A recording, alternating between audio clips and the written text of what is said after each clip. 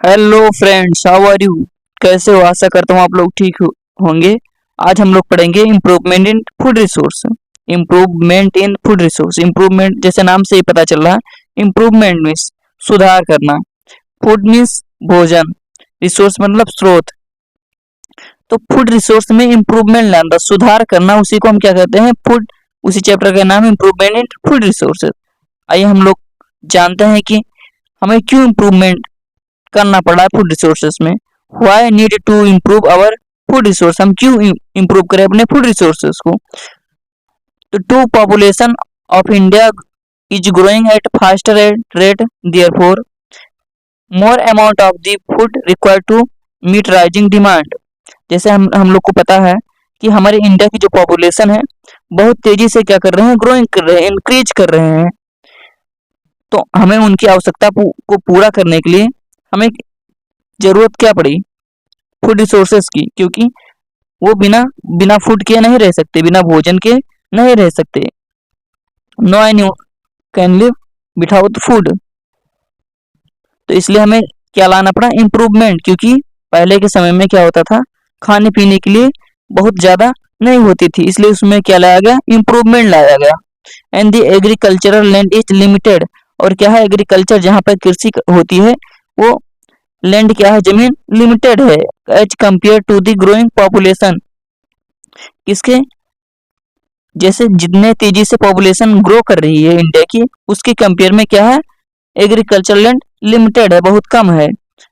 And to increases the nutrition value and consistency of the food. और हमें food में अब क्या चाहिए?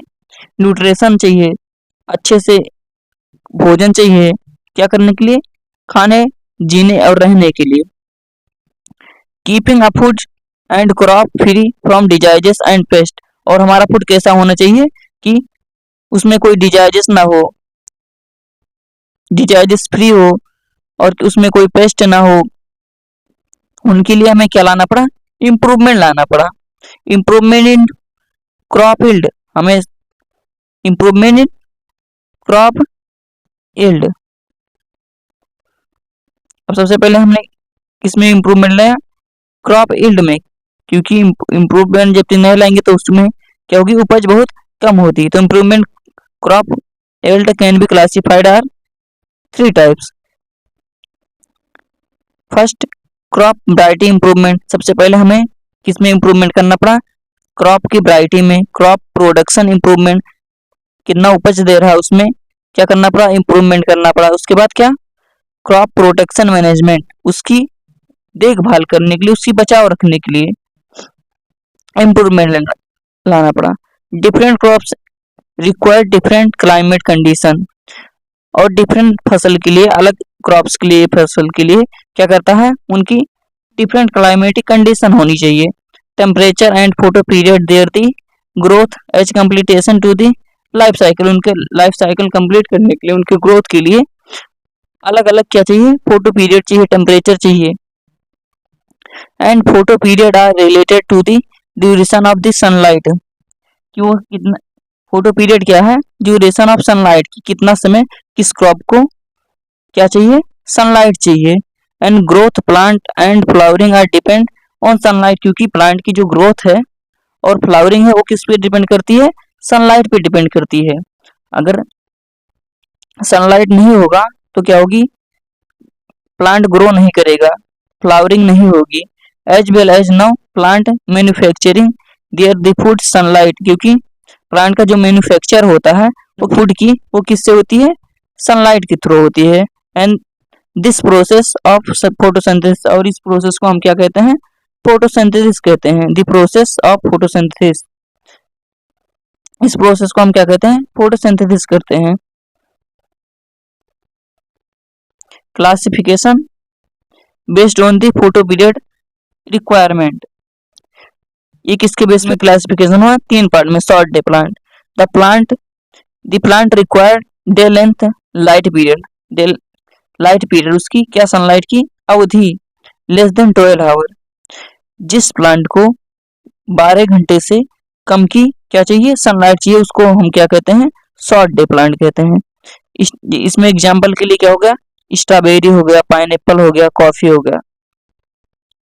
लॉन्ग डे प्लांट किसे कहते हैं?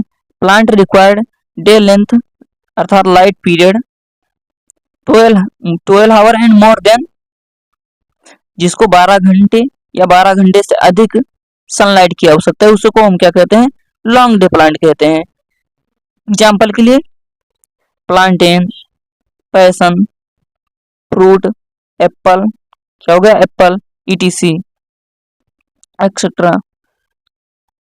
तीसरा क्या होगा? They neutral plant not affected by day length और लाइट पीरियड। ऐसे भी प्लांट है उनको क्या कहते हैं? डे न्यूट्रल प्लांट, जिनको इफेक्ट कोई नहीं पड़ता, सनलाइट सूर्य से कोई इफेक्ट नहीं पड़ता। वो 12 घंटे पाए या सूर्य की रोशनी या 24 घंटे पाए, उनके पे कोई इफेक्ट नहीं पड़ता। फॉर इंस्टेंस जैसे पपाया हो गया, गुआवा हो गया, बनाना हो गया, ये सब क्या है? डे न्यूट्रल प्लांट है। अब फिर क्रॉप फिर किसके बेस्ड में क्लासिफिकेशन किया गया? Classification based on seasonal crop, season के हिसाब से क्रॉप को क्लासिफाइड किया गया। अब देखते हैं किन सीजन में कौन कौन से होते हैं।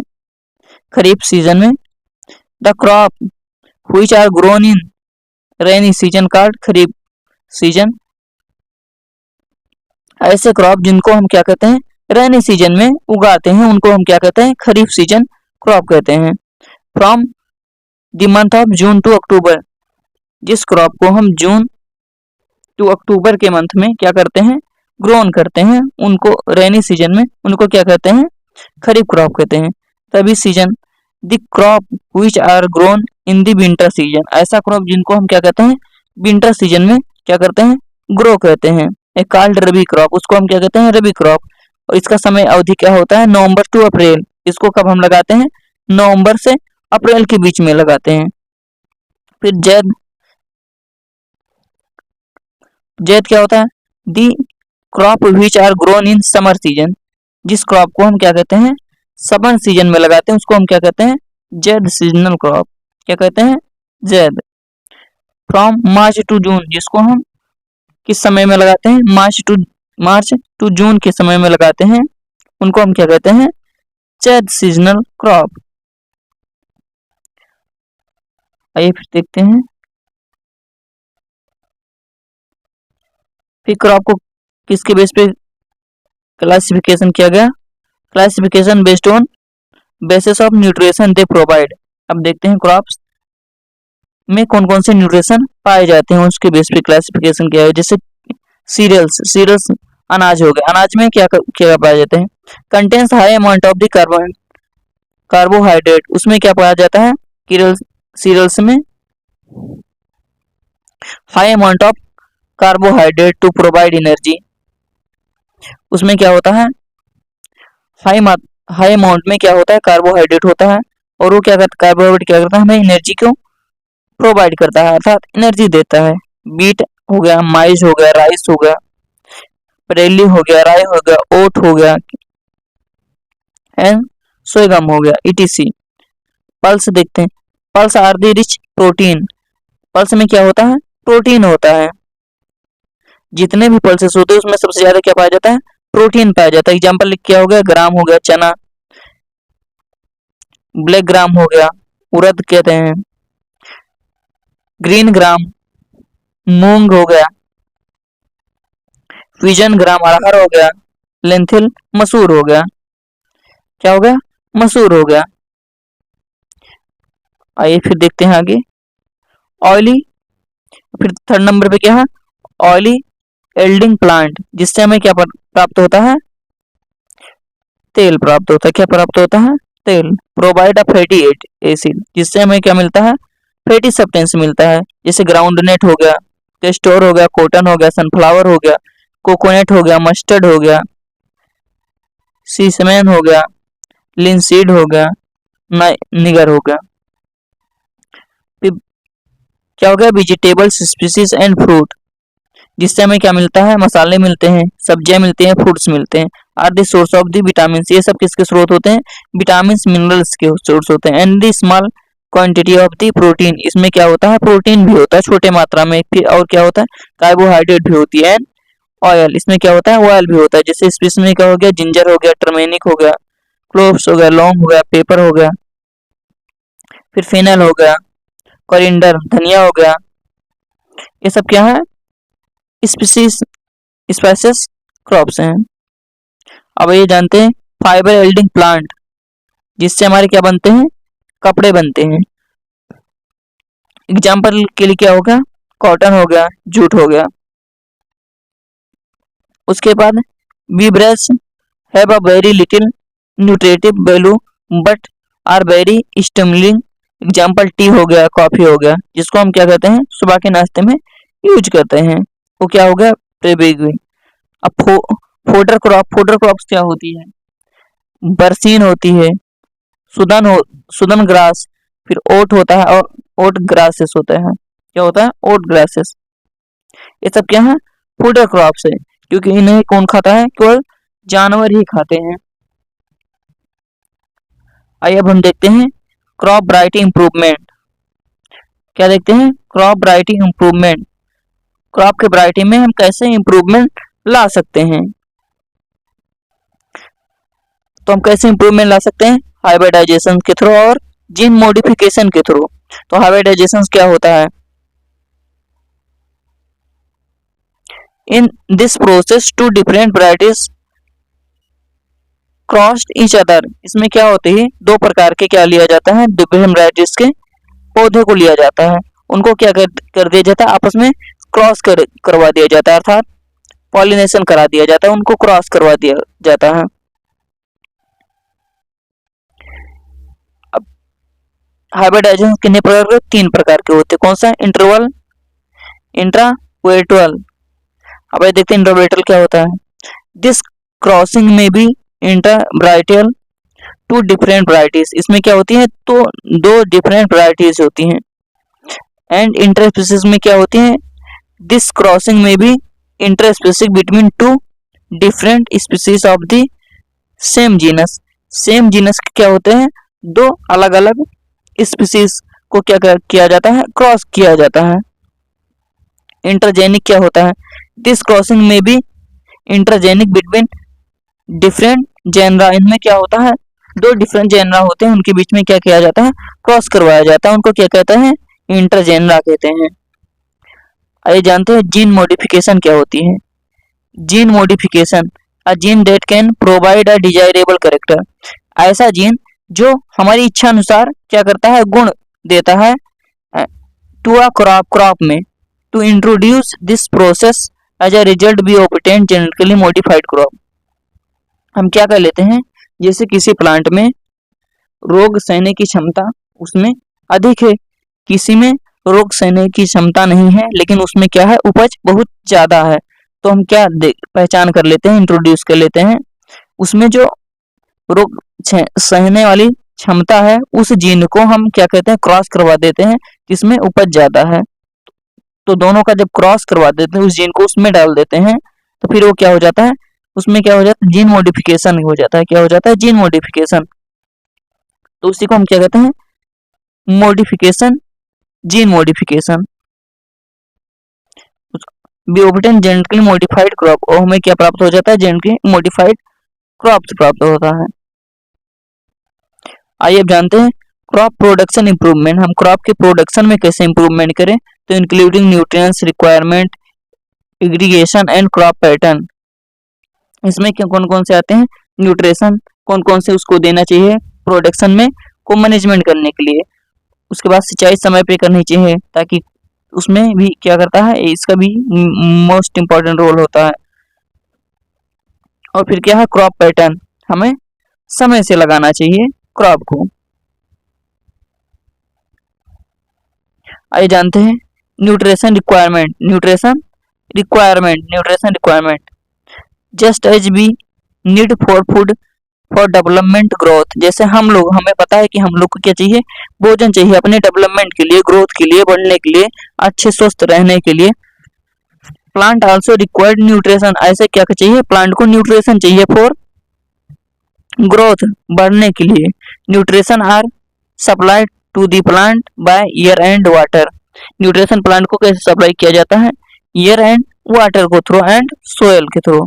And there are several nutrition which are essential for the plant, जो प्लांट के लिए बहुत जरूरी एसेंशियल है, उन न्यूट्रिशन को क्या किया जाता है, प्लांट को प्रोवाइड किया जाता है।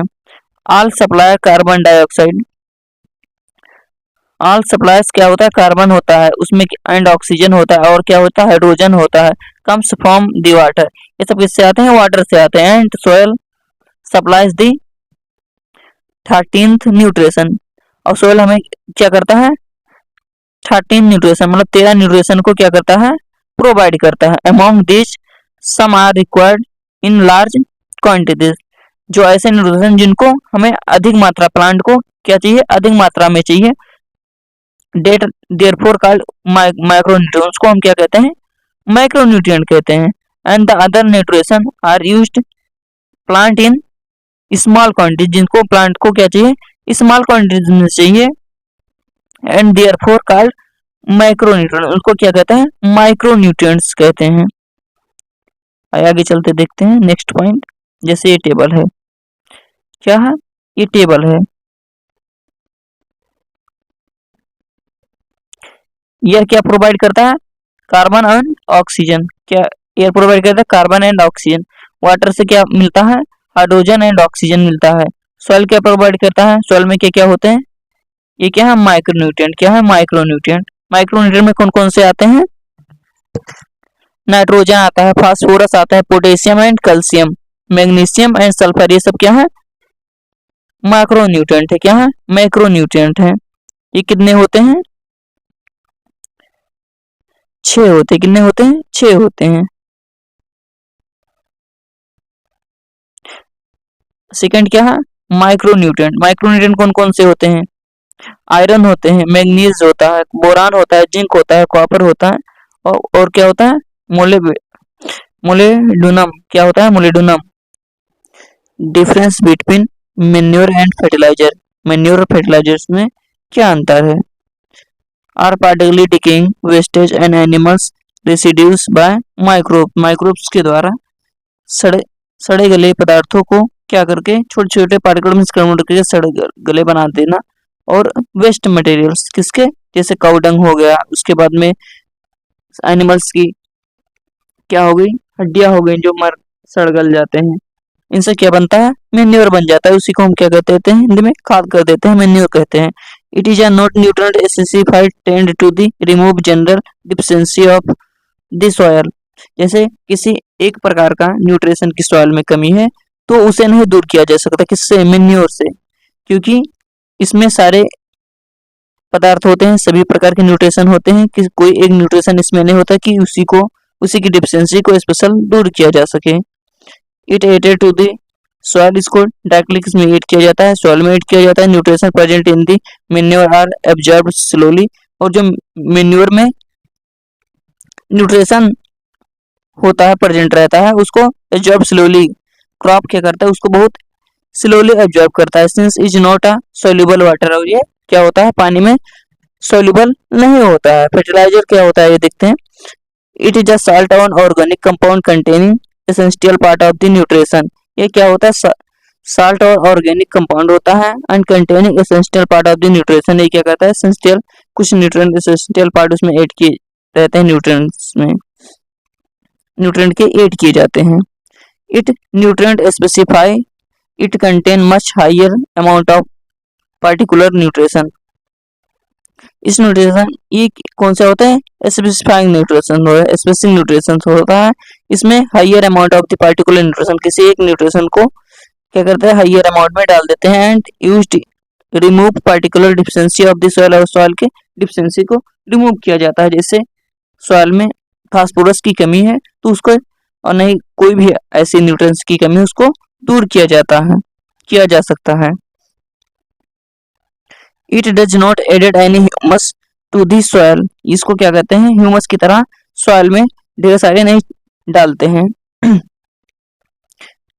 It is soluble in water, ये क्या होता है, सॉल्युबल होता है। It is rapidly absorb by plant, ये बहुत तेजी से क्या कर लेता है, प्लांट इसको एब्जॉर्ब कर लेता है।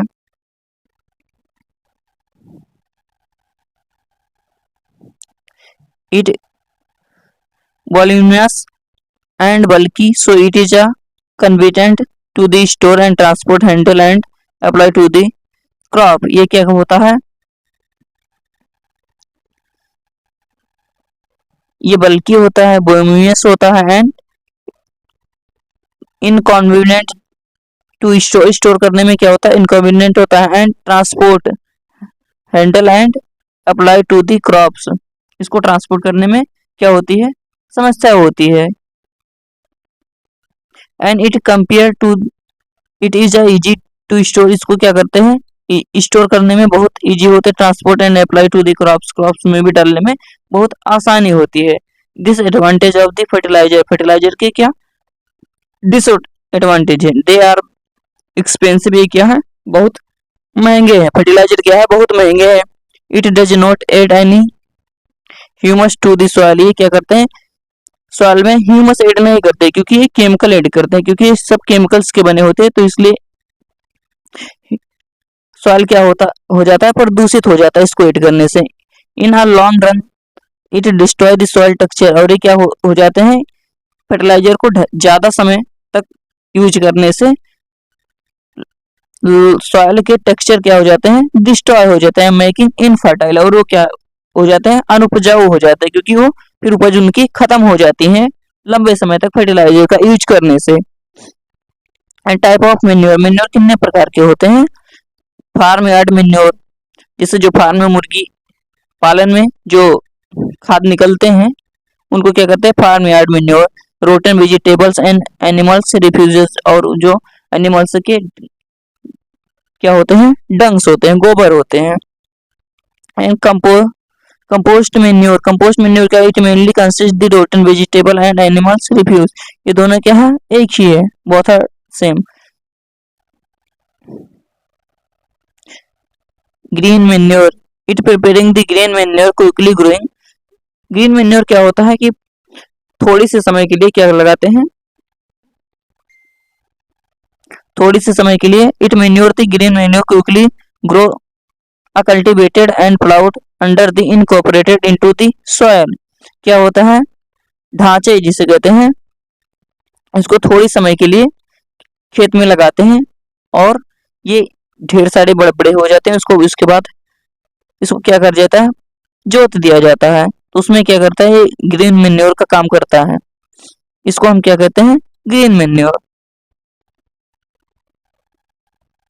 एडवांटेज ऑफ मेन्योर, मेन्योर के फायदे, लाभ, it increases soil the with nutrition, ये कहता है सॉइल के साथ साथ उसकी टेक्सचर को भी बनाए रखता है। It add the organic matter to the soil, ये क्या करता है, ऑर्गेनिक मैटर को ऐड करता है सॉइल में। एंड इम्प्रूव्स दी टेक्सचर, ये टेक्सचर को क्या करता है, इम्प्रूव करता है। And increases water holding capacity, ये क्या करता है, वाटर होल्डिंग कैपेसिटी को भी बनाए रखता है, वाटर होल्डिंग कैपेसिटी को भी बनाए रखता है। It provide food for the soil organism, जो सॉइल में जो जीवाणु रहते हैं जो हमारे लाभदायक हैं उनको भी क्या करता है, फूड प्रोवाइड करता है। लिमिटेशन ऑफ मेन्योर, मेन्योर के कुछ लिमिटेशन है। It is a voluminous and bulky, ये क्या है, वोल्यूमिनियस एंड वुल्की है। So it is inconvenient to store, इसको स्टोर रखना हम घर में नहीं स्टोर कर सकते, इसको बाहर में पड़ा रहता है, बहुत मुश्किल होता है स्टोर करना है। Transport, handle and apply to the crops, इसको ट्रांसपोर्ट करके ले जाना पड़ता है, बहुत ढेर सारे होते हैं, तो इनको क्या करता है, ट्रांसपोर्ट करने में भी समस्या होती है। अप्लाई टू द क्रॉप, और क्रॉप में अप्लाई करते हैं। And the nutrient of manure are release slowly, और ये क्या करते हैं, इनकी जो न्यूट्रिशन होती है मेन्योर में, क्या करते हैं, अपने बहुत स्लोली रिलीज करते हैं। And they are not nutrient in specific, ये कोई स्पेसिफिक न्यूट्रिशन नहीं होता, इसमें सभी के मिश्रण होते हैं। And bio fertiliser, bio fertiliser क्या होता है, what is bio fertiliser, living being used increases the soil fertility, living being मतलब मानव जाति क्या करते हैं, इन सॉइल फर्टिलिटी को इंक्रीज करने के लिए क्या किसका यूज करते हैं, bio fertilisers are called bio fertiliser, जैसे अनवेना होगा, नोस्टका होगा, राइजोनियम होगा, ब्लू ग्रीन एल्गी होगा, ये सब क्या है, बायो फर्टिलाइजेशन है। इरिगेशन देखते हैं। नेक्स्ट पॉइंट क्या है? इरिगेशन, सिंचाई। सिंचाई फसल की सिंचाई बहुत लाभदायक होता है। जब तक फसल को सींचते नहीं है तब तक क्या हो जाएगा? सूख जाएगी फसल। तो सिंचाई भी देखते हैं। The technique of the providing water to the crops in the field by means canals, rivers, well and tubewell ETC called irrigation. हम फसल में जो पानी लगाते हैं उसकी टेक्निक को हम क्या कहते हैं? इरिगेशन कहते हैं। इंपॉर्टेंस ऑफ इरिगेशन, इरिगेशन की महत्वता क्या है? क्या जरूरत है इरिगेशन करने के लिए? Irrigation water supply two essential element. Irrigation water क्या है? पानी क्या सप्लाई करता है? Two essential element to the crops. Hydrogen और ऑक्सीजन को क्या करता है? सप्लाई देता है प्लांट को। सींचने से क्या पाता है? हाइड्रोजन और ऑक्सीजन को अप्लाई करता है। Moisture available in the soil lead to germination of the seed. और सॉइल में क्या मॉइस्चर होनी और जरूरी होती है, क्योंकि तभी क्या होती है? सीड की जर्मिनेशन होती है। And water made available to field by the process irrigation help to absorption nutrition by the plant from the soil. और पानी जब खेत में नहीं रहेगा तो फिर क्या होगी? सॉइल में जो न्यूट्रिशन होती है उसको प्लांट नहीं एब्जॉर्ब कर सकता है। तो प्लांट सॉइल को न्यूट्रिशन के एब्जॉर्ब करने में क्या करता है? मददगार होता है। क्या होता है? मददगार होता है पानी। Requirement for the good irrigation system. अच्छे सिंचाई के लिए हमें क्या क्या आवश्यकता होती है? देयर शुड बी मिनिमम और no wastage of the water. हमें कम से कम पानी में क्या करना चाहिए? सींचना चाहिए, ताकि क्या हो? पानी वेस्टेज ना जाए। And it should be inexpensive, वो ज्यादा महंगे ना हो। एंड इकोनॉमिकल जस्टिफिएबल, जो हमारे पास इकोनॉमिक्स में वो उपलब्ध हो, अच्छे से उनको सींच सके। And they types of irrigation system. कितने प्रकार के होते हैं irrigation system? Canal system, tank and well, river and valley system. ये सब क्या है? रिवर वैली सिस्टम इरिगेशन के क्या सिस्टम है ये। अब आइए देखते हैं। थर्ड पॉइंट क्या है? Crop pattern following west growing crops can be used giving minimum benefit. हम किस प्रकार से खेती को करें जिससे हम क्या अधिक बेनिफिट मिले? क्रॉप का पैटर्न क्या होता है? खेती को हम कैसे करते हैं, लगाते हैं, फसल को कैसे करते हैं, लगाते हैं। तो सबसे पहले क्या है? Mixed cropping. इसमें क्या होता है? क्रॉप को दो फसल को क्या करते हैं? एक साथ लगा देते हैं, एक में बीज डाल के लगा देते हैं। इंटरक्रॉपिंग, एक ही खेत में अलग अलग बीज लगाते हैं, अलग अलग एक रो में अलग अलग लगाते हैं, एक का दूसरा रो, एक का दूसरा रो। इसको क्या कहते हैं? इंटरक्रॉपिंग। नेक्स्ट है क्रॉप रोटेशन क्या होता है? एक ही फील्ड में अलग अलग सीजन में अलग अलग सब्जियां लगाना, इसको क्या कहते हैं? क्रॉप रोटेशन कहते हैं। इसको भी प्री प्लांट क्रॉप्स भी कहते हैं इसे। आइए जानते हैं फिर मिक्स्ड क्रॉपिंग क्या होता है। The process of growing two or more different crops together in same pieces of the land. एक ही जमीन पे दो और दो से अधिक क्रॉप्स को उगाना क्या कहता है? मिक्स्ड क्रॉपिंग कहता है। और क्या कहते हैं? मल्टीपल क्रॉपिंग कहते हैं। एग्जाम्पल जैसे क्या हो गया? कॉटन एंड ग्राउंड हो गया, माइज एंड उड़द हो गया, राइस विथ ज्वार हो गया, कॉटन विथ ज्वार हो गया, रेड ग्राम एंड कोरिएंडर हो गया, बीट विथ मस्टर्ड हो गया। While doing mixed cropping, it is ensured that the different crops may be mature in different times. इसमें क्या है? जब हम मिक्स्ड क्रॉपिंग की मतलब फसल लगाएंगे तो उसमें क्या होता है? डिफरेंट क्रॉप दो अलग अलग प्रकार के उगे तो उनको जो मेच्योर जो होंगे दोनों अलग अलग समय पे क्या होते हैं? मेच्योर होते हैं। इंटरक्रॉपिंग क्या होता है? Intercropping is growing two or more crops similarly in the same field.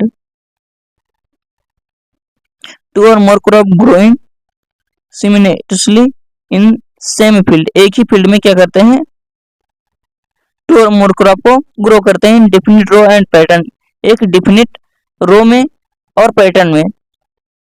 जैसे एक रो ये होगा, एक रो ये होगा, तो इस पे क्या करते हैं, एक ही प्रकार के फसल लगाते जाएंगे, इस पे दूसरी फसल लगाते चले जाएंगे, फिर एक ऐसे हो गया, इस पे दूसरी फसल लगाते चले जाएंगे, तो इसको हम क्या कहते हैं, इंटरक्रॉपिंग कहते हैं। क्या कहते हैं, intercropping.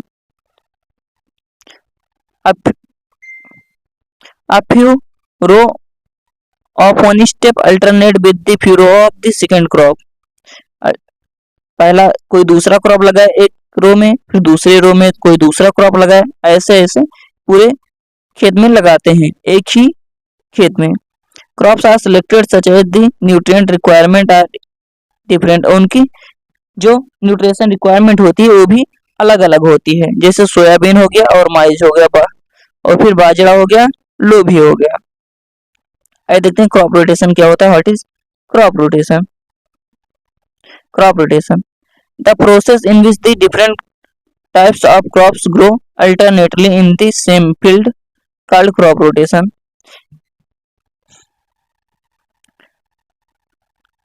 The process in which different crops, अलग अलग प्रकार के फसल को grown alternately in same field, एक ही फील्ड में क्या करते हैं, ग्रो करते हैं, उसको क्या कहते हैं, क्रॉप रोटेशन कहते हैं। एडवांटेज ऑफ क्रॉप रोटेशन देखते हैं, क्या एडवांटेज होते हैं क्रॉप रोटेशन के। Improve the fertility of the soil, क्या होता है, सॉइल की फर्टिलिटी क्या हो जाती है, इंप्रूव हो जाती है। And result the increases the food production, उसके फूड प्रोडक्शन क्या होती है, इससे ज्यादा होती है। It help the pest control, और क्या पेस्ट कंट्रोल में क्या करता है, मददगार होता है। And it improves the crop quality, और क्या कहता है, क्रॉप की क्वालिटी को इम्प्रूव कर देता है। And it keep the land occupies with the greater part of one time with crops, और ये क्या करता है, लैंड जो ऑक्यूपाई रहता है लंबी समय तक, it keeps land occupies with greater part of the time with crop, एक फसल के साथ लंबे समय तक क्या रहता है, खेत ऑक्यूपाई रहता है। आइए अब देखते हैं नेक्स्ट टॉपिक क्या है, क्रॉप प्रोटेक्शन मैनेजमेंट। अगर हम जो खेती करते हैं, जो हम घर पे लेके आते हैं, खेत में जो खेती करते हैं, उसको हम कैसा मैनेजमेंट करेंगे, उसको कैसे प्रोटेक्ट करेंगे, बचाएंगे। It included the protection of the growing crops and harvest crop. Harvest crop, इनमें क्या है, जब हम फसल को ग्रो करते हैं तो उनको कैसे हम बचाते हैं, उसके बाद जब हार्वेस्ट कर लेते हैं, काट के घर पे ले आते हैं, तो उसको हम कैसे बचाएंगे, आज इसके बारे में देखेंगे। क्रॉप प्रोटेक्शन मैनेजमेंट में बीड, जैसे हम जब प्लांट में क्या हो खेत में क्या हो जाता है, जब हम फसल को उगाते हैं तो इसमें क्या हो जाता है, घास हो जाते हैं, इंसेक्ट लग जाते हैं, उसके बाद क्या हो जाता है, पेस्ट एंड डिजीजेस ढेर सारे लग जाते हैं इन the field crop and can be control by the adaptation following method. हम क्या देखते हैं, इसके फॉलोइंग मेथड क्या है, इसको कंट्रोल करने में। To grow essential varieties, resistant varieties, हमें कैसे वैरायटीज को, क्रॉप्स को लगाना चाहिए जो रेजिस्टेंस हो, जिसकी में डिजीजेस की क्षमता अधिक हो, रोकने की डिजीज की क्षमता रोकने में अधिक हो। Optimum time of the sowing the crop, और समय से क्या करना चाहिए, लगाना चाहिए क्रॉप को। Crop rotation and cropping system, और क्रॉप में बार बार क्या करना चाहिए, रोटेशन करना चाहिए, क्रॉपिंग सिस्टम को फॉलो करना चाहिए। एंड डीप प्लाउड, गहरी जुताई करना चाहिए in summer to kill weeds, और बीड्स को खत्म करने के लिए क्या करनी चाहिए, गहरी जुताई करनी चाहिए। अब देखते हैं बीड कंट्रोल, व्हाट इज, कैसे हम बीड को कंट्रोल करेंगे। Weed are unwanted plant which are grown on there on along with the crop plant. Weed क्या होता है, हमारे फसल के साथ साथ जो अनवांटेड प्लांट ग्रोथ हो जाते हैं उन्हीं को हम क्या कहते हैं, बीड कहते हैं।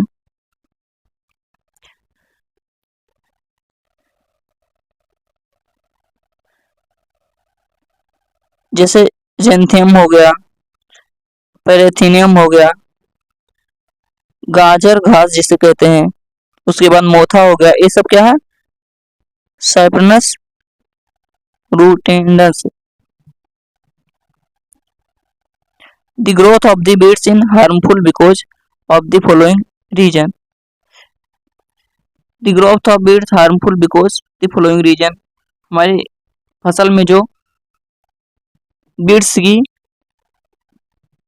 ग्रोथ हो जाती है वो क्या हार्मफुल करती है हमारे फसल को, आइए देखते हैं।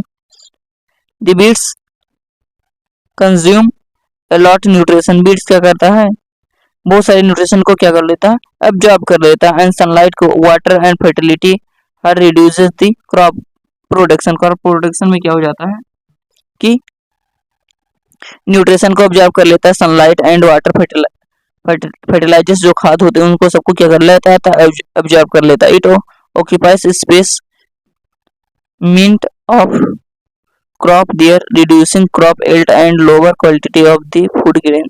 और क्या हो जाती है, हमारी क्रॉप प्रोडक्शन जो होती है वो क्या हो जाती है, घट जाती है। And reduces the crop yield, उसको क्या हो जाती है, क्रॉप की प्रोडक्शन में, yield में, उपजाऊ में उसमें क्या हो जाती है, कमी हो जाती है। Lower quality of the food grain, और फूड ग्रेन क्या हो जाती है, बहुत छोटा छोटा होता है, अच्छी क्वालिटी की नहीं होती है, स्वस्थ ग्रेन नहीं होता है। And the weed spread very fast because they produce a large quantity of the seed. और क्रॉप में सीड बीज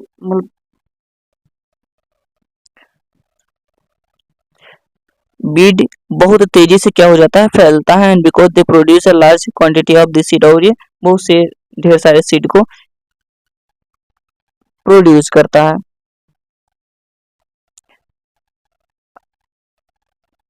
अब बीडिंग क्या है देखते हैं। The process of the removing weeds and a crop field called weeding. क्या है कि फसल में से रिमूव करना बीड को क्या कहते हैं, बीडिंग कहते हैं। It can be done by the following method.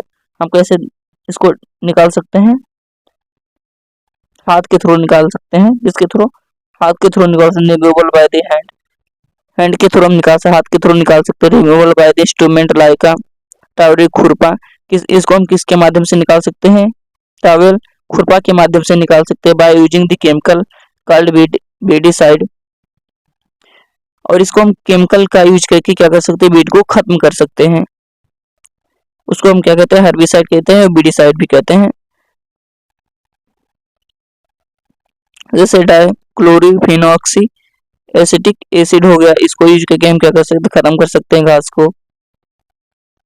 ये सब दवाइयों का नाम है, टर्गा सुपर हो गया, और सब ये सब क्या है, घास को खत्म कर देते हैं। And control of the Beed bye biological method. Biological method से खत्म कर सकते हैं, किसको, कंट्रोल कर सकते हैं घास को। It is the method some selectively insect or other organisms are put in crop field having a weed, and these insect organisms selectively destroy weeds plant without harming crops plant। ये क्या होते हैं, कुछ कीटाणु होते हैं, वो क्या करते हैं, उनको अगर खेत में छोड़ दिया जाता है, वो बायोलॉजिकल होते मानव द्वारा निर्मित किए जाते, बनाए जाते हैं, तो उसी फसल को छोड़कर और सारे घास को क्या जाते हैं, खा जाते हैं, खत्म कर देते हैं। तो उसको हम क्या कहते हैं, बायोलॉजिकल कंट्रोल मेथड कहते हैं। आइए देखते हैं कल्चर मेथड क्या होता है। Proper seed and bed preparation, timely sowing, intercropping, rotation, control the weeds growth. Culture method क्या होता है कि टाइमली हम प्रॉपर सीड को प्रिपेयर करके बोएं, एंड टाइमली सो उसको समय से बोएं, एंड इंटरक्रॉपिंग और अलग अलग या एक साथ क्रॉप्स को बोएं, उसको क्या कहते हैं, कल्चर मेथड कहते हैं। इंसेक्ट पेस्ट कंट्रोल, इंसेक्ट को हम कैसे कंट्रोल कर सकते हैं। यूजुअली द इंसेक्ट पेस्ट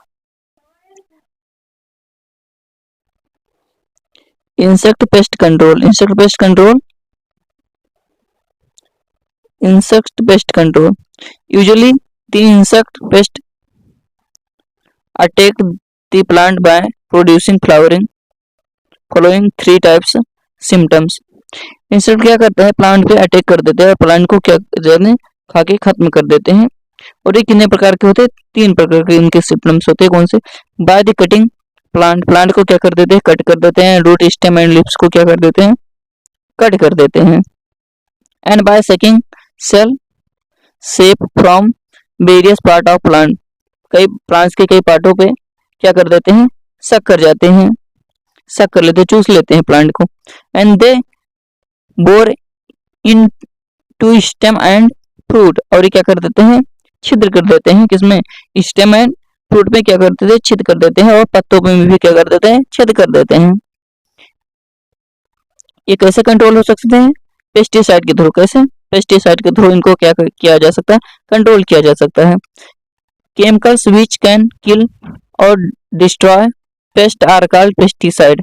ऐसा केमिकल्स जो क्या करता है? किल करता है एंड डिस्ट्रॉय करता है किसको? पेस्ट को। उनको हम क्या कहते हैं? पेस्टिसाइड कहते हैं। जैसे क्या हो गया? बोरस मिक्सचर हो गया। इस बोरस मिक्सचर में क्या होता है? Mixture of copper sulphate and lime की क्या होती है? मिक्सचर होती है। एंड सब pesticide are several types depending on the types of pest. Pesticide कई प्रकार के होते हैं, ये डिपेंड करता है कि कौन से पेस्ट लगे हुए हैं। 10 में भी फॉलो, नीचे क्या है दिखाया गया, फॉलो किया गया। जैसे क्या हो गए? फंगिसाइड हो गए, ये क्या करने के लिए होते हैं? किल जर्म्स। ये क्या मारती है? ओ सॉरी, किल फंगस। ये क्या फंगस को मारती है। इंसेक्टिसाइड क्या करती है? किल इंसेक्ट। ये क्या करती है? इंसेक्ट को खत्म करती है, मारती है। नेमेटिसाइड क्या करती है? किल निमेटोड्स। ये क्या करती है? निमेटोड्स को मारती है। रोडेंटिसाइड क्या करती है? रोडेंट को मार देती है। हर्बिसाइड क्या करती है? किल हर्ब्स। छोटे छोटे प्लांट पौधों को क्या करती है? खत्म कर देती है। ये क्या करने के लिए होती है? बीड कंट्रोल की होती है, खरपतवार नाशक होती है। इसको क्या करते हैं? खरपतवार नाशक। देखते हैं प्लांट डिजीज। प्लांट डिजीज क्या होता है? एग्जाम्पल, ब्लैक स्टेम क्या हो जाता है? And rust wheat. गेहूं में क्या कर पड़ जाते हैं? फफूंदे हो जाते हैं। और क्या हो जाता है? स्टेम काला हो जाता है। Loose smut wheat and late blight potato क्या हो जाता है? झरस जाता है, पोटैटो खत्म हो जाता है। क्या हो जाता है? उसकी पत्तियां काली काली हो जाती हैं, उस पे क्या कर देते हैं? रस्ट लग जाते हैं। And yellow vein mosaic of lady finger, भिंडे में क्या हो जाता है? उसके जड़ में और बेंस उससे को क्या करते हैं? एलो बना देते हैं, पीला होकर उसकी पत्ती और सब कुछ झड़ जाती है और जड़ भी क्या हो जाता है? काला हो जाता है। ये सब क्या है? प्लांट के डिजीज एंड प्रकार है। अब आइए देखते हैं storage of grains. Storage of grains क्या है? Storage of grains need to safe storage. हमें क्या करना चाहिए? बहुत सेफ अनाज को रखना चाहिए। हमें क्या करने के लिए? अनाज को बहुत सेफ में रखना चाहिए। इसलिए हमें क्या जरूरत पड़ती है? स्टोरेज की जरूरत पड़ती है ग्रेन्स की। Ensure the ability of grains through out a year. सबसे पहले हमें ये इंश्योर कर लेना चाहिए कि कितनी एबिलिटी होती है, कितनी क्षमता है कितने अनाज की सालिना में उसको रखने की। हमारे जो स्टोरेज सिस्टम है, in facility distribution to far away place of a country. हमारा अनाज या कहाँ कहाँ से किस डिस्ट्रिक्ट में जाती है, कैसे जाती है, किससे डिस्ट्रीब्यूशन करना है, इसकी भी हमें क्या होनी चाहिए? सुनिश्चित करने जानकारी होनी चाहिए। And grains are harvested once in a year. Grains को हम साल में एक बार हार्वेस्ट करते हैं। And how due to fixed eating habitat they are needed regularly throughout a year. और हम इसको कैसे हम फिक्स्ड करेंगे? एंड ईटिंग हैबिटेट, खाने के लिए हम इसको कितना प्रयोग करेंगे, कहाँ रखेंगे, इसकी सबकी क्या होनी चाहिए? Regularly through out the year में जानकारी होनी चाहिए एक साल में। And it help in making buffer stock for emergency period. Emergency के लिए हमें क्या करना चाहिए? बफर स्टॉक स्पेशल अलग से रखनी चाहिए, जो कि बहुत मददगार होगा बाद में इमरजेंसी में। And for surplus food if available storage is required. अगर कोई सरप्लस फूड है तो उसके लिए भी क्या आवश्यकता पड़ेगी? स्टोरेज रिक्वायर्ड होगी। अब आइए देखते हैं mode of grain. Mode of storing grain. Grain के मोड्स कौन कौन से हैं स्टोर रखने की? तो फर्स्ट क्या है? परसेबल food, material, perishable food material. The food material which get polished, ऐसा फूड मटेरियल जिसपे क्या होते हैं, पॉलिश्ड होते हैं, easily on keeping for sometimes, जिसको हम कुछ समय के लिए रख सकते हैं, फ्रॉम रूम टेम्परेचर, जिसपे जो कि रूम टेम्परेचर पे हो, रूम टेम्परेचर में रख सकते हैं। परसेबल फूड जैसे फ्रूट हो गया, वेजिटेबल्स हो गया, फिश हो गया, मीट हो गया, मिल्क हो गया, इसको हम क्या कर सकते हैं, थोड़ी समय के लिए इसको स्टोर करके रख सकते हैं। They can be store in cold storage, इसको हम कैसे रखते हैं, कूल स्टोरेज पे रखते हैं। अगर अधिक समय के लिए हमें रखना होगा तो हम क्या करना चाहिए, कोल्ड स्टोरेज पे रखना पड़ेगा। सेकंड देखते हैं, नेक्स्ट पॉइंट क्या है, non perishable food material.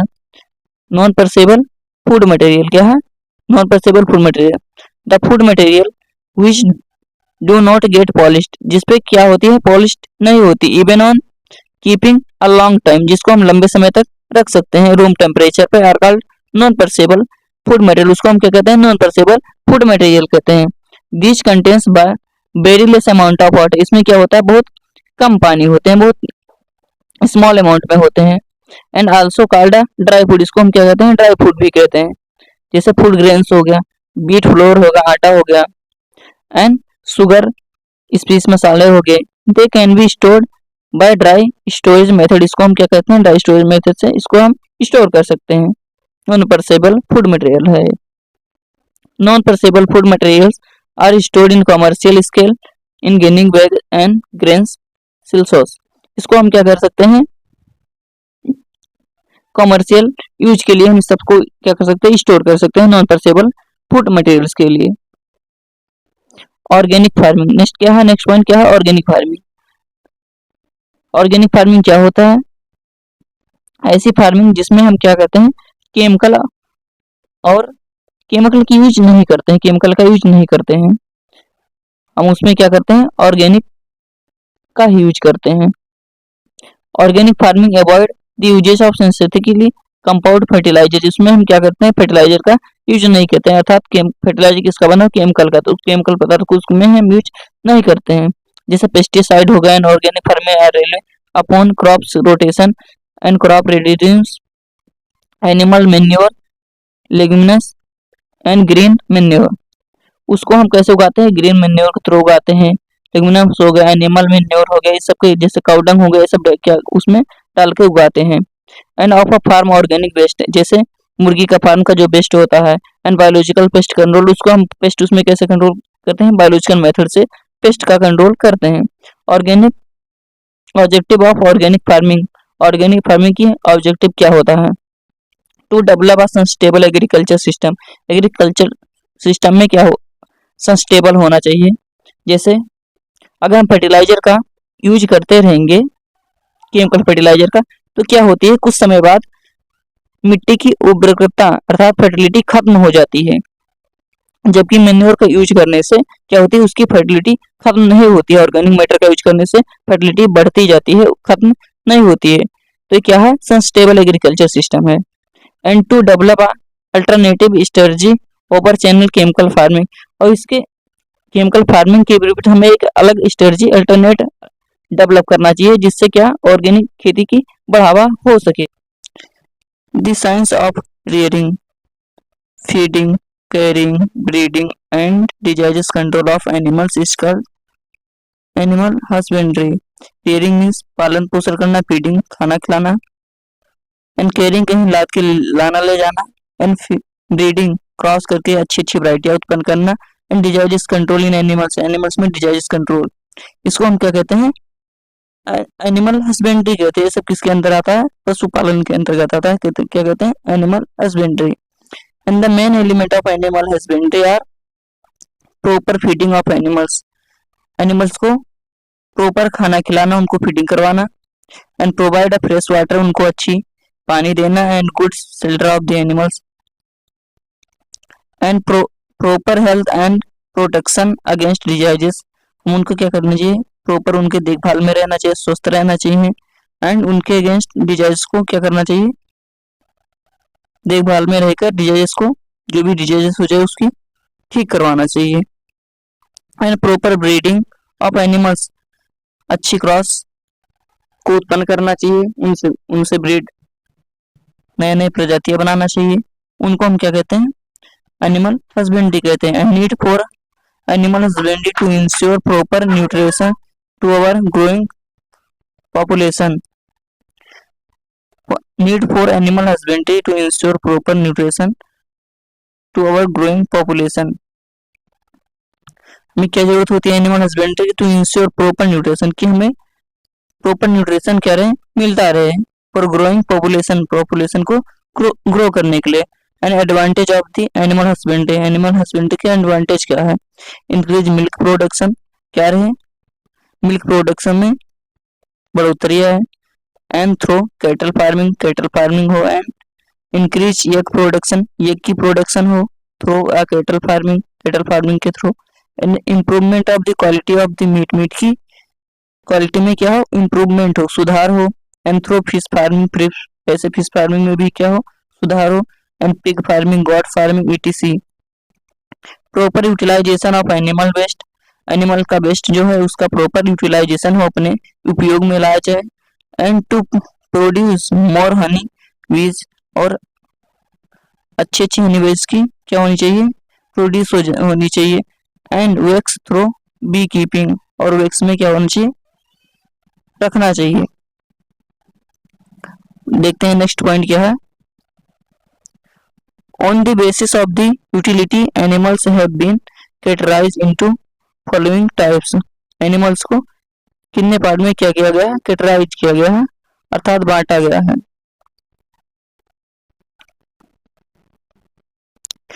Milk, अर्थात मिल्क यील्डिंग के एनिमल्स कौन कौन से होते हैं, काऊ होते हैं, बफेलो होते हैं, गॉड होते हैं, इनको क्या कहते हैं, milk yielding animals. Meat and egg yielding animals कौन कौन से होते हैं, गॉड होते हैं, शिप होते हैं, पिग होते हैं, fish, chicken, duck etc etcetera, ये सब क्या होते हैं, मीट यील्डिंग एनिमल्स होते हैं। डॉट वर्किंग एनिमल्स, जो क्या करने के लिए, कार्य करने के लिए होते हैं, जैसे हॉर्स हो गया, बुलक हो गया, कैमल्स हो गया, डंकी हो गया, मूल्य हो गया, एलिफेंट हो गया। Here and skin yielding animals कौन कौन से हैं, शिप है, गॉट है, रैबिट है, काऊ है, बफेलो etc, ये सब क्या है, here and skin yielding animals हैं। अब आइए देखते हैं कैटल फार्मिंग क्या होता है। What is cattle farming, cattle farming is done by for two purpose. Cattle farming क्या करने के लिए, दो पर्पज के लिए होता है, एक milk production and bullock labour, और बुलक को क्या करने के लिए, कार्य करवाने के लिए होता है। टिलिंग, इरिगेशन एंड कैटलिंग, कहीं कुछ लाने ले जाने के लिए क्या होते हैं, जोतने के लिए, सिंचाई करने के लिए। कार्टिंग, कहीं कुछ सामान लाने ले जाने में उनमें यूज करना। ब्रीड ऑफ कैटल, कैटल की कौन कौन से ब्रीड होते हैं, इंडिजिनियस ब्रीड में कौन कौन से होते हैं, मिल्च ब्रीड होते हैं, जैसे गिर हो गया, सिंधी हो गया, रेड हो गया, सिंधी, देवनी इटी सब, ये सब क्या है, मिल्च ब्रीड एनिमल्स हैं। डाउट ब्रीड कौन कौन से हैं, नागेरी है, हलकड़ी है, मालवी etc, ये सब क्या है, डाउट ब्रीड है। एंड डबल पर्पज ब्रीड कौन कौन से हैं, देवनी हो गया, सिंधी हो गया, केज हो गया, थार पार्कर हो गया, और डंगी हो गया, ये सब क्या है, डबल पर्पज से। डबल पर्पज कौन कौन से होते हैं, इनको जैसे इरिगेशन हो गया, बुल्क लेबर हो गया, टिलिंग हो गया, इन सब के लिए, और मिल्क के लिए भी इनको हम क्या करते हैं, यूज करते हैं। And breeds of the Indian buffalo, buffalo Indian breed, मतलब इंडिया के बफेलो के ब्रीड कौन कौन से हैं, मुर्रा हो गया, नागपुरी हो गई, महेशना हो गया, जाफराबादी हो गया, सुरती हो गया, एंड भदौरी, नीली एंड रवि etc, ये सब क्या है, ब्रीड ऑफ बफेलो है। Exotic breed of milch cow, ऐसे दूध देने वाली गाय कौन सी, बाहरी वाली एक्जोटिक ब्रीड है। तो एग्जाम्पल कौन कौन से, होल्स्टीन हो गई, फ्रीजियन हो गई, जर्सी हो गई, ये कहाँ पाए जाते हैं, island of the Jersey of England, ये कहाँ पे, आइसलैंड और इंग्लैंड में कहाँ पाई जाती हैं। जैसे अरेसाइन हो गया, ये कहाँ पाई जाती है, स्कॉटलैंड में पाई जाती है। ब्राउन स्विस हो गया, ये कहाँ पाई जाती है, स्विट्जरलैंड में पाई जाती है। रेड ड्रेन हो गया, ये कहाँ डेनमार्क में पाई जाती है। कहाँ पाई जाती है? डेनमार्क में पाई जाती है। सेक्टर ये सब क्या है? एक्जोटिक ब्रीड है मिल्च एनिमल्स के। अब आया देखते हैं cross breed of the cow. Cross breed देखते हैं काउ के, जैसे करना स्विस हो गया, फिर करना फ्रीस हो गया, फायरवाल हो गया, उसके बाद ब्राउन स्विस साहिवाल हो गया, जर्सी हो गया, जर्सी और सिंधी हो गया, फिर अरिसाइन और साहिवाल हो गया, करना स्विस हो गया। ये सब क्या है? Cross breed of the cow. Cow के क्रॉस, गायों के क्रॉस ब्रीड है। अब फीडिंग ऑफ कैटल्स। कैटल्स को कैसे हमें खाना खिलाना चाहिए, अर्थात उनको कैसे भोजन देना चाहिए, उनका फीडिंग क्या होता है? The food given to animals called feed. Animals को क्या देना? फूड देना, भोजन देना, उसको क्या कहते हैं? फीड कहते हैं। Feeding require balance ration is corrected quantities of to each animals proportioned to their body requirement and productive capacity. उनको जितने खाने की क्षमता हो उतना ही उनको क्या करना चाहिए? खिलाना चाहिए, और बैलेंस डाइट भोजन करवाना चाहिए। ऐसे नहीं कि किसी एक चीज को खिला दी, उनको क्या करना चाहिए? बैलेंस डाइट भोजन हमेशा करवाना चाहिए। एंड बहुत ओवर फीडिंग, और ओवर फीडिंग से क्या करना चाहिए? बचना चाहिए। And under feeding should be avoid. ऐसे न ज्यादा खिला देना चाहिए, न ज्यादा कम खिला देना चाहिए। इससे क्या करना चाहिए? अवॉइड, बचना चाहिए। And feeding constitute two main component. Example कौन कौन से खाना खिलाने के होते हैं? एक रफेज होता है, एक क्या होता है? कंसंट्रेट होता है। तो आप देखते हैं कि टू टाइप के एनिमल्स फीडिंग्स। इस टू टाइप्स कितने प्रकार के होते हैं? टू टाइप्स के होते हैं। कौन कौन से होते हैं? रफेज में क्या होता है? Roughage contains the large amount of fibre. Roughage में क्या होता है? इसमें बहुत लार्ज अमाउंट, ढेर सारे क्या होते हैं? फाइबर्स होते हैं। And with the low duration, इसमें क्या होता है? न्यूट्रिशन बहुत कम होता है। एग्जाम्पल जैसे है हो गया, फोडर हो गया, एंसलिंगेज हो गया, उसके बाद लेगुनम हो गया, लाइक बर्सीन हो गया। ये सब कौन सी हैं?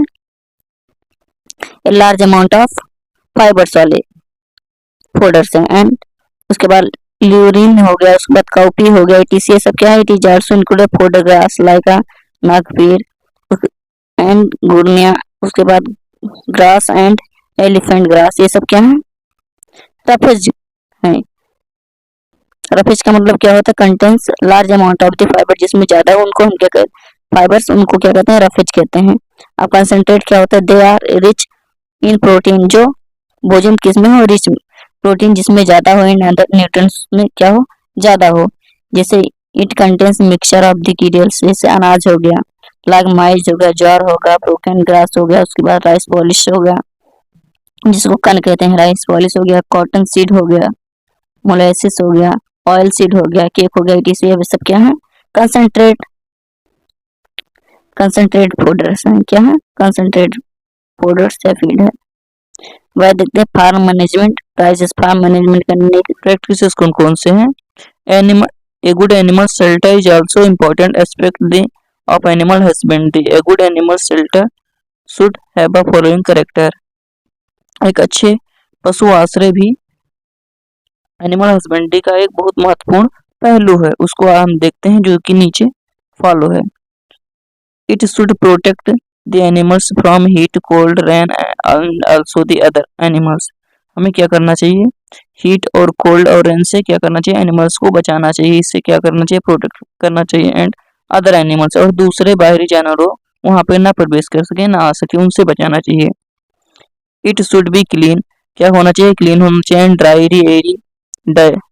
ड्राई एरी होनी चाहिए। एंड वेल वेंटिलेटेड, वहां पे अच्छी से वेंटिलेटेड होना चाहिए। And it should have a proper sunlight during the day. Day में क्या होना चाहिए? प्रॉपर सनलाइट आनी चाहिए। जैसे विंटर के सीजन में क्या होना चाहिए? प्रॉपर सनलाइट आना चाहिए। समर के सीजन में क्या होना चाहिए? शेड होनी चाहिए। And it should have a proper arrangement for the clean drinking water, और अच्छे से अरेंजमेंट होना चाहिए किसकी? ड्रिंकिंग वाटर की। और वो क्या होना चाहिए? क्लीन होनी चाहिए, साफ सुथरे स्वच्छ पानी होनी चाहिए। क्या करने के लिए? ड्रिंक करने के लिए, उनको पीने के लिए।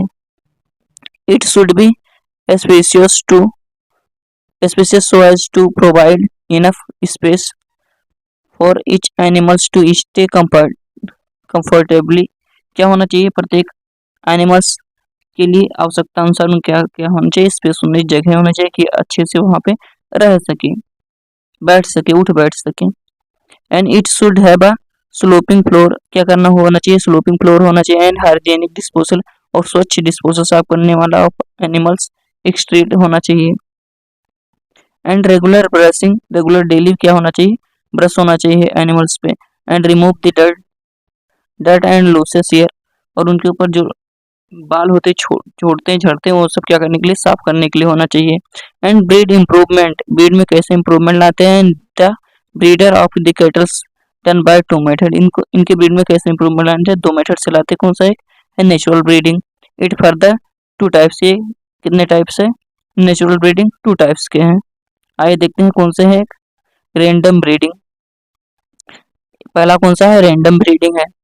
Here the pedigree bulls are keeped along with the grazing cow, ये क्या होती है, जब गाय इधर उधर क्या करनी रहती, चढ़ती रहती हैं, और जो बाहरी बुल्स होते हैं वहां से आकर उनसे क्या हो जाती हैं, ब्रीड हो जाती हैं, तो उनको क्या कहते हैं, रैंडम ब्रीडिंग कहते हैं। और दूसरा क्या होता है, कंट्रोल क्रॉस ब्रीडिंग, इसमें क्या होता है, in the types of the breeding native cows are crossed with exotic bulls, ये बाहरी क्या हो जाती है, बाहरी जो बुल्स होते हैं उनसे घर में रखने वाली काऊ क्या हो जाती है, घर पे आके क्या हो जाती है, क्रॉस हो जाती है, ब्रीड हो जाती है। Of the surface quality of the nature breeding, और उनको देखते हैं किस क्वालिटी की ब्रीड है, उनसे क्या करवा देते हैं, क्रॉस करवा देते हैं, इनको क्या कहते हैं, control cross breeding.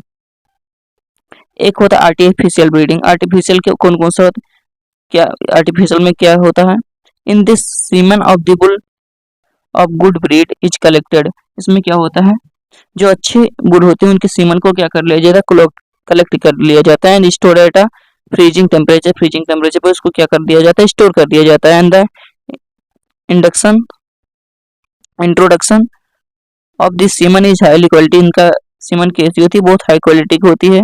And the body in vagina, vagina के through of the healthy females artificial means during the period or oestrus fertility period is called artificial insemination, क्या होता है, वेजाइना के थ्रू, काऊ के वेजाइना के थ्रू इनको healthy semen को क्या किया जाता है, डाल दिया जाता है आर्टिफिशियली, मानव के द्वारा, इसको हम क्या कहते हैं, आर्टिफिशियल इंसेमिनेशन कहते हैं। And this method is comparatively better, और ये मेथड क्या होता है, बहुत अच्छा होता है। And economically and as a following advantage, से क्या क्या एडवांटेज होते हैं ये देखते हैं। Several cow can be inseminated by the semen of a single bull, एक ही बुल से कई काऊ को हम क्या कर सकते हैं, इंसेमिनेटेड कर सकते हैं। And it store the progeny of good quality, और उनको क्या, उनके आवास में कौन से अच्छे बच्चे, अच्छी क्वालिटी के बछड़े उनसे हम उत्पन्न कर सकते हैं। And also avoid the transportation of animals, और एनिमल्स को हमें लाना ले जाना नहीं पड़ता है, वो घर पे ही आके क्या कर सकते हैं, ढेर सारी गायों को सीमन डाल सकते हैं, सिमिनेटेड कर सकते हैं। And sperm can be stored for the long at freezing temperature, freezing temperature में हम स्पर्म को क्या कर सकते हैं, लंबे समय तक स्टोर करके रख सकते हैं। नेक्स्ट पॉइंट है common diseases, some common diseases in animals, some common animal diseases, देखते हैं कौन कौन से डिजीज में होते हैं। बैक्टीरिया उनमें होती है, एस्ट्रस हो जाते हैं, ट्यूबरकुलोसिस हो जाता है, और फिर राइडर पेस्ट हो जाते हैं, एक वायरल होता है, रेबीज हो जाता है, फिर काउपॉक्स हो जाता है, चिकन हेपेटाइटिस हो जाता है, एंड फुट माउथ डिजीज हो जाता है। एंड फंगल कुछ होता है, रिंगवार्म हो जाते हैं, और वार्म एस्केरिसियस हो जाता है, ये सब क्या है, डिजीजेस हैं। एंड नेक्स्ट देखते हैं पोल्ट्री फार्मिंग, पोल्ट्री फार्मिंग में क्या होता है, इसमें हम क्या करते हैं, मुर्गी पालन, पोल्ट्री फार्मिंग में क्या होता है, मुर्गी पालन, इसमें हम क्या करते हैं, मुर्गियों का पालन करते हैं, रखते हैं। Poultry is a branch animal husbandry concern, poultry भी क्या है, एनिमल हस्बेंड्री का एक ब्रांच है। रियरिंग ऑफ बर्ड, बर्ड का पालन पोषण करने के लिए, for the egg and meat के लिए, किसके, एग और मीट्स के लिए। And egg laying birds are called layer, जो बर्ड्स क्या होती हैं, अंडे देती हैं, उनको हम क्या कहते हैं, लेयर्स कहते हैं। While meat yielding birds are called broiler, और जो मीट एल्डिंग बर्ड्स होते हैं उनको हम क्या कहते हैं, ब्रोलियर कहते हैं। ये विशेष पॉइंट, इसको क्या करना, याद रखने, इस पे क्या करते हैं, हाईलाइट कर देते हैं। क्या है, मोस्ट इम्पोर्टेंट है। आइए अब देखते हैं फिर। It included chickens, ducks, pigeon अमong these the florist and most widely domestic birds in India। और इंडिया में कई सारे डोमेस्टिक हैं,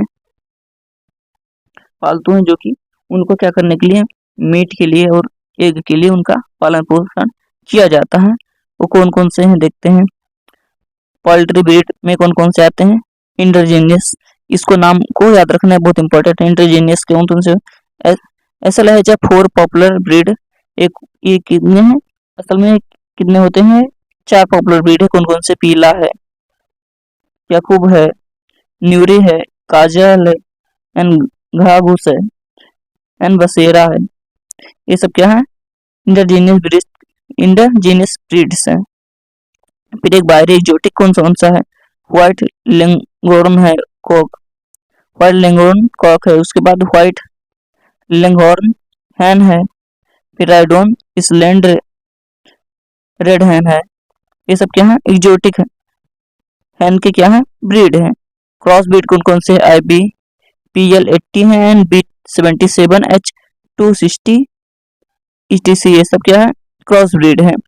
and desire trades for improve varieties, अपने डिजायर के हिसाब से उनके ट्रेड्स में डाल देते हैं, उनके इम्प्रूव में क्या क्या ला सकते हैं। Desire trades for improve varieties, अपनी इच्छा अनुसार उनमें क्या कर सकते हैं, उनके वैरायटी में डिजायर ट्रेड्स डाल के क्या कर सकते हैं, इम्प्रूव कर सकते हैं। उन कौन कौन से इम्प्रूव कर सकते हैं, क्या क्या इम्प्रूव कर सकते हैं। Quality and quantity of chicks, उनकी क्वालिटी और क्वांटिटी में क्या, चिक्स के क्या कर सकते हैं, इम्प्रूव कर सकते हैं। And dwarf boiler parents for the commercial चिक प्रोडक्शन, और ड्वार्फ बॉयलर पेरेंट्स जो होते हैं उनको कमर्शियल चिकन प्रोडक्शन में क्या कर यूज कर सकते हैं। समर एडॉप्टेबिलिटी कैपेसिटी, उनके समर एडॉप्टेबिलिटी कैपेसिटी क्या कर सकते हैं, बढ़ा सकते हैं। And tolerance to high temperature, वो क्या कर सकते हैं, हाई टेम्परेचर को सह सकते हैं। एंड लो मेंटेनेंस रिक्वायरमेंट, उनको क्या कर सकते हैं, लो टेम्परेचर में मेंटेनेंस रिक्वायरमेंट उनकी होती है, उनको रख सकते हैं। Reduction in size of the egg, के साइज को क्या कर सकते हैं, रिडक्ट कर सकते हैं, ऑफ लेइंग बर्ड्स। देखते हैं नेक्स्ट क्या आंसर,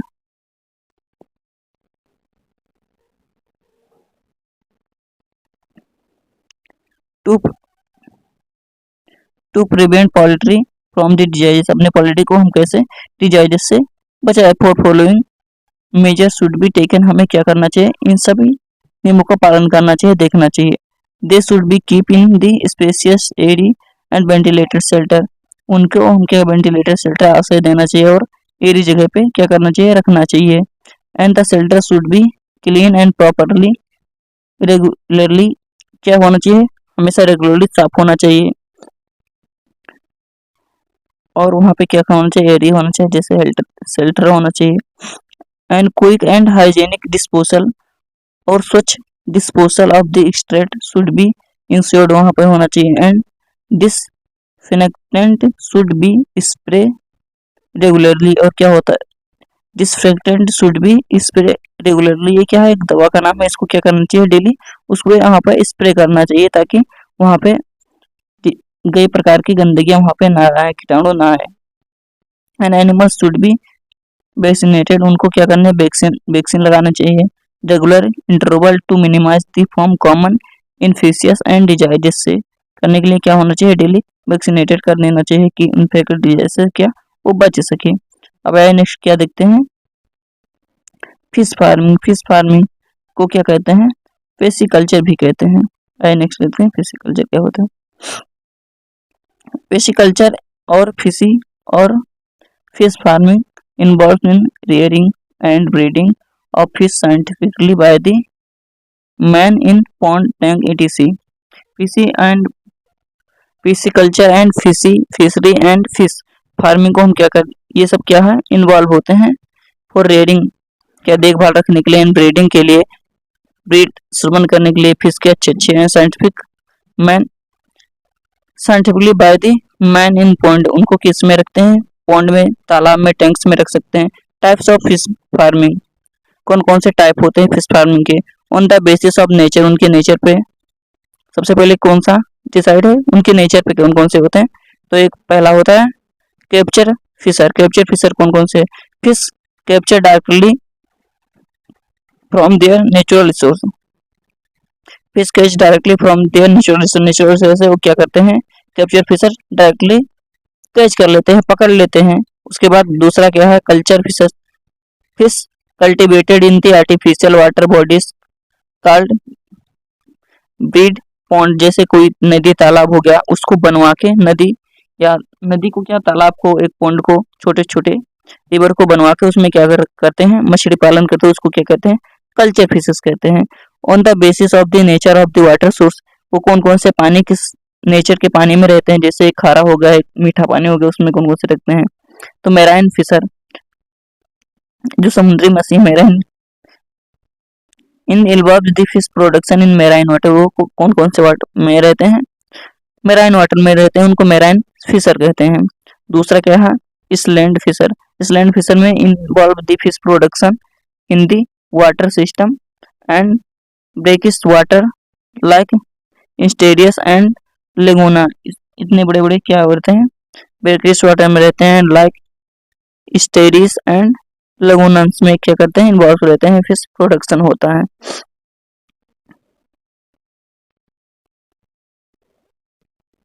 वह देखते हैं नेक्स्ट क्या है, ब्रीड फिश, कौन कौन से हैं, ब्रीड फिश, फिश के ब्रीड। नेक्स्ट देखते हैं breed fish, breed of fish, fish के ब्रीड, मछली के ब्रीड्स। इसमें भी क्या है, इंडोजेनियस ब्रीड है, जो कि क्या रहते हैं, फ्रेश वाटर में रहते हैं। किस में रहते हैं, फ्रेश वाटर, साफ सुथरे पानी में रहते हैं, जैसे कटला हो गया, रोहू हो गया, कलभुसा हो गया, मृगला हो गया, साल्ट वाटर फिश, कैनोन्स हो गया, फिर क्या हो गया, मुलट हो गया। ये बाहरी सॉरी एग्जोटिक ब्रीड कौन से होते हैं, फिर ये भी क्या रहते हैं, फ्रेश वाटर में रहते हैं। कॉमन क्रेप हो गया, मिरर क्रेप्स हो गया, चाइनीज क्रेप्स हो गया, silver carps and grass carps, ये सब क्या है, बाहरी एग्जोटिक ब्रीड्स है, किसके, फिश के। अब मैराइन फिशर कौन कौन से होते हैं, उनको देखते हैं कि मैराइन फिश क्या होते हैं। Important marine food fish are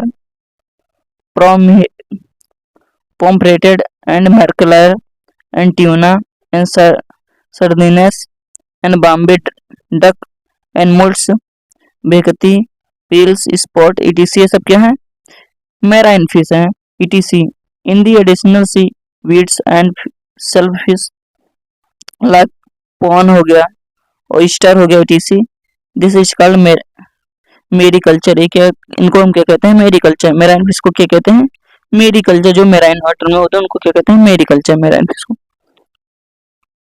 next है composite fish culture, polyculture. Polyculture में क्या होता है, it is the method of fish farming which in which the many types of fish are cultured together into the pond और river।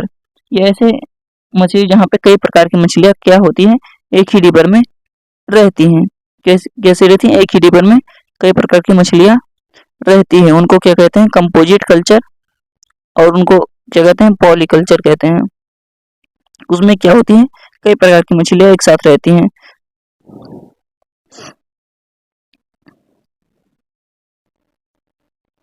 Significance of the composite fish, composite fish के significance क्या है, all the zone of water bodies is exploited, वो क्या कहती हैं, सभी bodies के जोन वाटर के निचले हो गए, जैसे माध्यम हो गया, उसके बाद ऊपर के, वो तीनों तले में रहती हैं। And there will be no वी कंपटीशन बिटवीन डिफरेंट स्पीशीज, और उनकी आपस में क्या होती है, कंपटीशन नहीं होती है दूसरे दूसरे स्पीशीज से, because they have a different, क्योंकि वो सब अलग अलग हैबिटेट्स और उनकी डिफरेंट आदतें होती है, हैबिटेट्स के होते हैं। जैसे कलकत्ता हो गया, is surface feeding rohu is a columnar की तरह होता है एंड फीडर सिक्रेस इज अ बॉटम फीडर, ये क्या होता है, सबसे नीचे रहती है। And these fish help to growth of each other, और वो सब आपस में ग्रोथ करते हैं, सब नीचे रहते हैं, अपने अपने जगह पे सब रहते हैं। द फिश कैप्चर सॉरी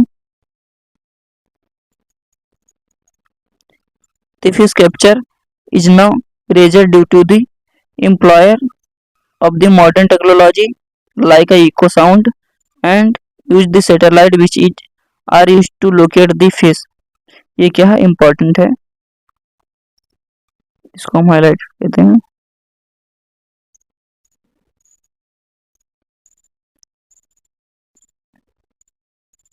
इसमें क्या है, the fish capture is now easier due to the employment modern technology, modern technology आ गया फिश पकड़ने की विधि है जो कि इको साउंड एक होता है एंड यूज द सैटेलाइट, और सैटेलाइट का यूज करके उनको क्या करते हैं, फिश के लोकेशन को क्या करते हैं, सोल को जान जाते हैं और उससे क्या होती है, मछलियों को पकड़ लेते हैं।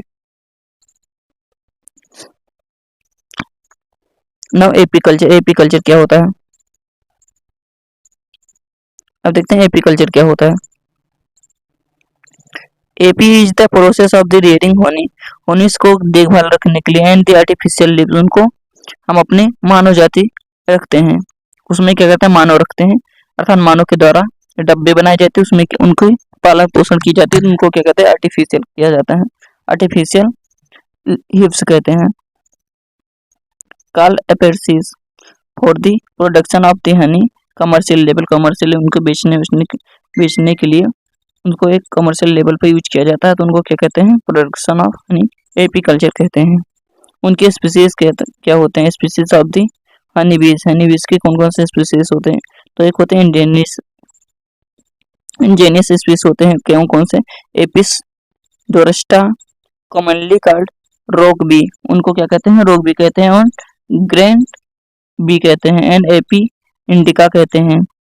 Commonly called the Indian bee, Indian bee इसको क्या कहते हैं, एपिस फ्लोरिया कहते हैं, क्या कहते हैं, फ्लोरिया कहते हैं, एंड कॉमनली कॉल्ड दी बीज ईटीसी, इनका कॉमनली नेम क्या है, एपिस फ्लोरिया है। इनको क्या कहते हैं, लिटिल बी भी कहते हैं, क्या कहते हैं, लिटिल बी, छोटी मधुमक्खी भी कहते हैं, इनको क्या कहते हैं, छोटी मधुमक्खी भी कहते हैं।